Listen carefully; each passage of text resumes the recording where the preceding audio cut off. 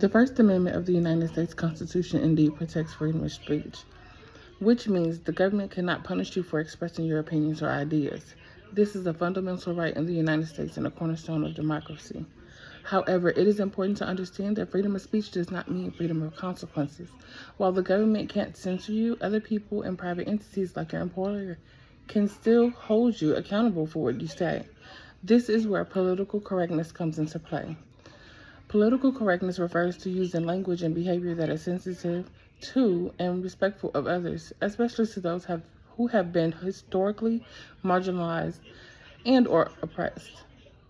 It's about being mindful of how our words and actions might affect others and trying to avoid language that can be hurtful or offensive.